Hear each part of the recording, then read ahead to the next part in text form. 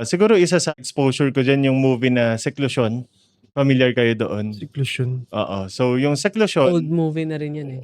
mga 2015 na movie, 16, ganyan. 10 years. So, medyo horror, psychological thriller, pero parang pinapaliwanag doon na before ka maordinahan bilang pare, iseseclude kayo. So, may parang, ewan ko kung simbahan ba, seminaryo. I think hindi, yung sinasabi ko pala yung pakakawalan sila. Pero may period wherein they're very secluded. Kumaga parang kina-consecrate, if I'm not mistaken for the term, ganyan.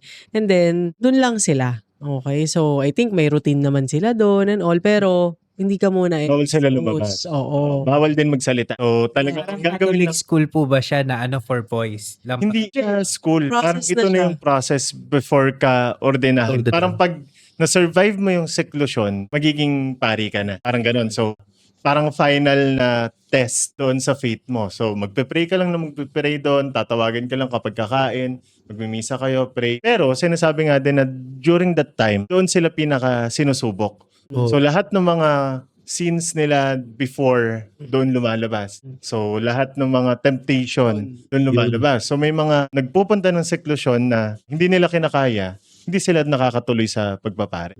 So, lahat ng mga nakagraduate doon, mga nakasurvive doon, palang mag-uumpisa na. Parang ordenahan sila bilang pare. So may ganun ngang part, pero may part din na alam ako na hindi ko lang sure kung ano in order. Kung yung seclusion ba muna. Meron ding period wherein after siguro a process, I think parang galing sila sa seminaryo nito nangyayari. Tapos lalabas sila. Ang seminaryo is aral eh. Oo. Opo, yung aral. Aral yun. Para siyang school talaga siya specifically for those people na gustong magpare, no?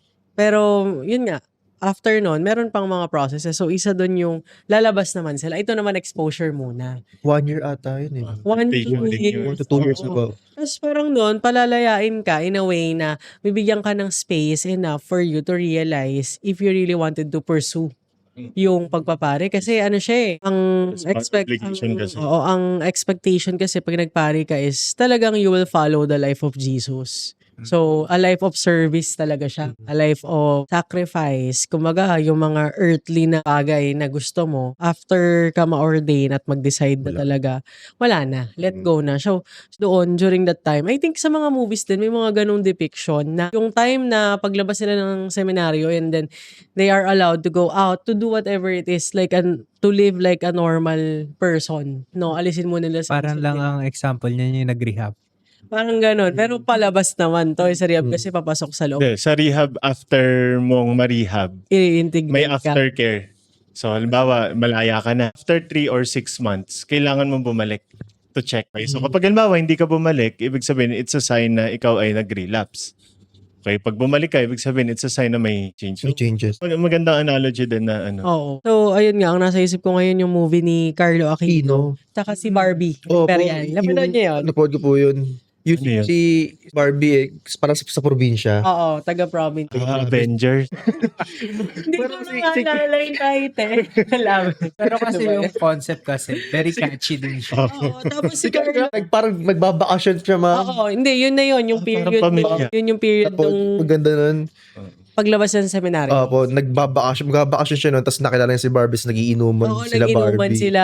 Tapos sumali siya kasi parang dayuhan daw siya, tapos sinama siya sila Barbie. Nagkailaban ba sila ni Barbie? Feeling ko Alam may love ex-lover story sila. eh.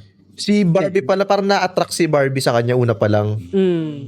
Other lover. Oh, pero di niya alam na pari si Carlo Aquino that time. Magpapari pa lang ata. Alam ko magpapari pa lang eh. Magpapare.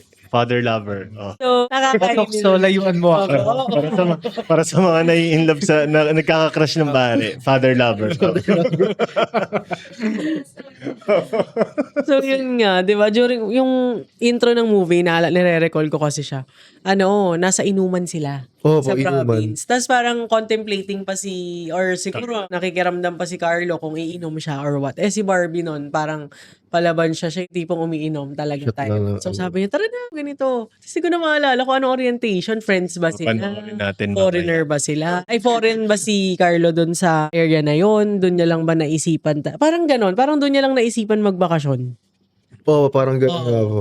Parang ganon. So, kailangan natin yun panoorin ulit. Yes. Well, going back doon sa, sa Research nila. sa research, oo, yung pinaka-process. Ano yung nakita nyong similarities among the people Experiences. na interview nyo? Pero before nun, dun muna tayo sa ano yung naging process nyo doon sa paghanap ng respondent.